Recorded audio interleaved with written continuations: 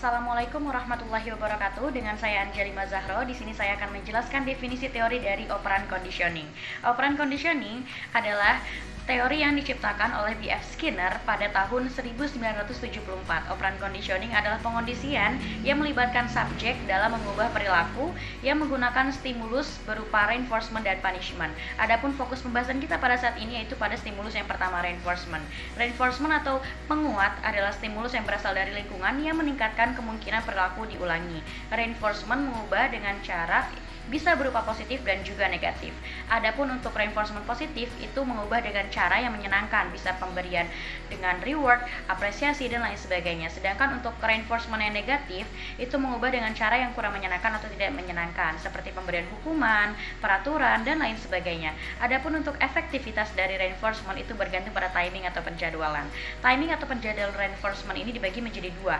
Ada penguatan berkelanjutan, yaitu selalu diberikan reinforcement pada setiap satu perilaku, sedangkan untuk yang kedua yaitu adalah penguatan parsial yang dibagi lagi menjadi 4. Ada penguatan rasio tetap, penguatan rasio variabel, penguatan interval tetap, dan penguatan interval variabel.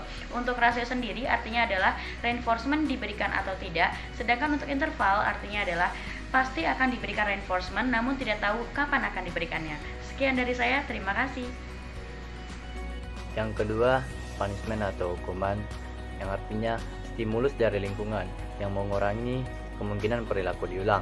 Hukuman atau punishment dalam teori Skinner adalah memberikan sebuah stimulus dengan tujuan menghilangkan atau mengurangi munculnya suatu perilaku.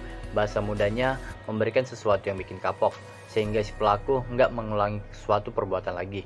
Punishment sendiri ada dua, positif dan negatif. Punishment positif berarti kamu dikasih stimulus yang tidak menyenangkan. Kalau punishment negatif berarti ada sesuatu yang menyenangkan yang diambil. Punishment berfungsi melemahkan perilaku atau menghilangkan tertentu dengan cara yang tidak menyenangkan.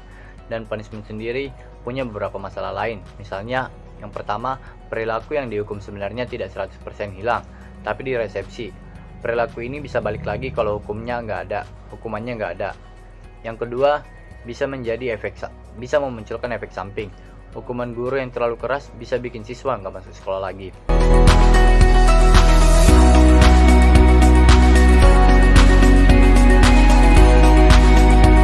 Selanjutnya adalah kelebihan dan kekurangan teori. Kelebihan dari teori ini adalah setiap pendidik seperti orang tua, guru, atau dosen diarahkan untuk dapat mampu menghargai setiap anak didiknya. Hal ini dilakukan dengan dihilangkannya sistem punishment atau hukuman dan didukung dengan adanya pembentukan lingkungan belajar yang baik. Sedangkan kekurangan dari teori ini adalah dengan menerapkannya sistem punishment atau hukuman pada anak. Hal ini dirasa kurang tepat karena punishment dapat berdampak buruk pada kepribadian anak. Untuk itu, punishment yang baik atau hukuman yang baik adalah dengan membiarkan anak tersebut merasakan sendiri akibat dari perbuatannya. Dan kekurangan yang terakhir adalah dengan menyebutkan bahwa proses belajar manusia bersifat otomatis mekanis, yang berarti sifatnya itu seperti mesin atau robot. Dalam teori ini, sifat-sifat manusia dihilangkan seperti self-control, self-direction, dan ideal self. Sehingga sangat tidak mungkin menjelaskan sifat-sifat manusia itu hanya sebagai robot.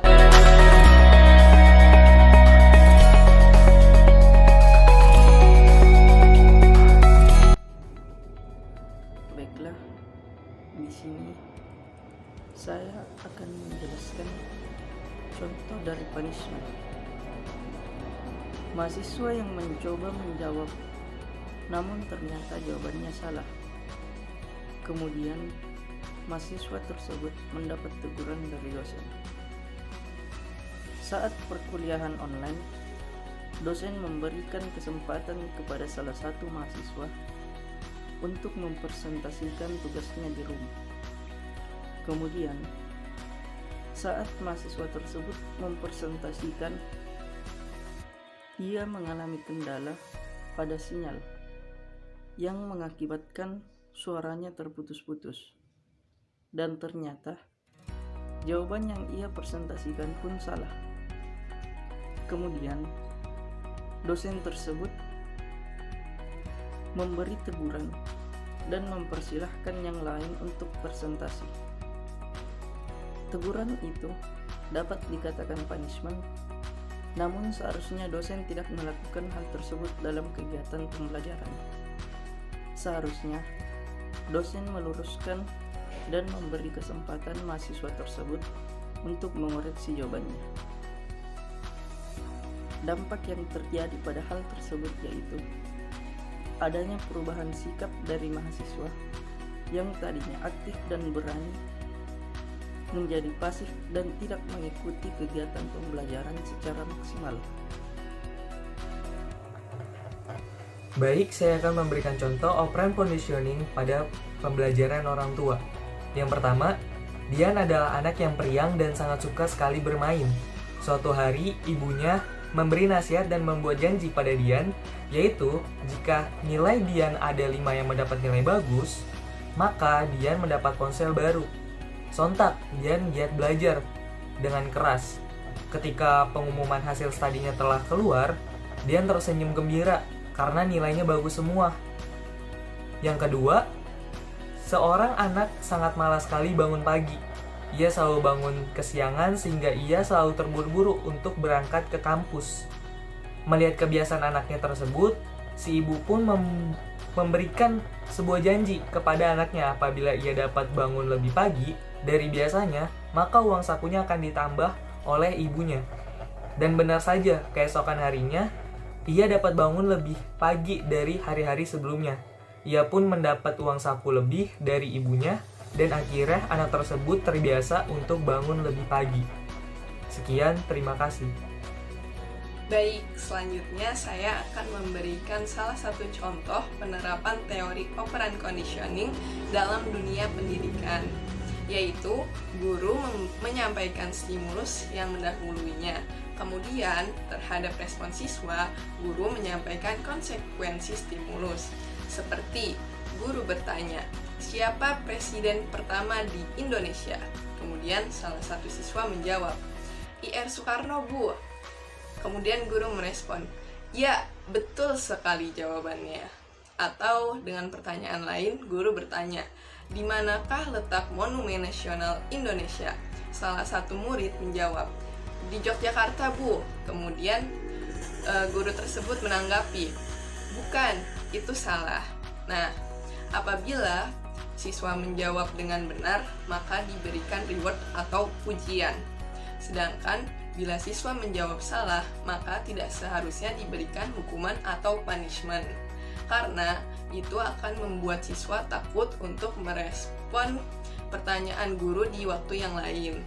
Akan tetapi, apabila reward tersebut diberikan, maka akan mencapai tujuan yang diinginkan.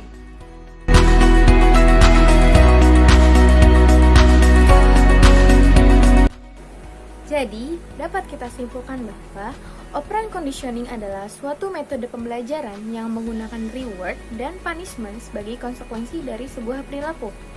Dengan metode ini, seseorang yang mempelajarinya akan paham bagaimana hubungan antara perilaku yang dilakukan dengan konsekuensinya. Sehingga apabila kita hendak mendidik seorang anak, kita bisa menggunakan metode ini. Kemudian, operant conditioning ini bisa dipraktikkan di berbagai aspek di kehidupan sehari-hari, terutama pada saat kegiatan belajar di kelas. Karena dengan metode ini, seorang anak akan berusaha untuk berperilaku baik atau positif, sehingga anak tersebut dapat terbiasa untuk melakukannya.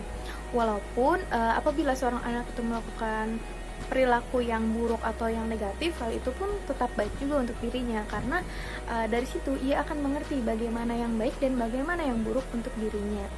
Meskipun terdapat banyak kelebihan dari teori operant conditioning ini, akan tetapi terdapat juga kekeliruan dari teori tersebut, yaitu penerapan pemberian hukuman atau punishment kepada anak yang salah.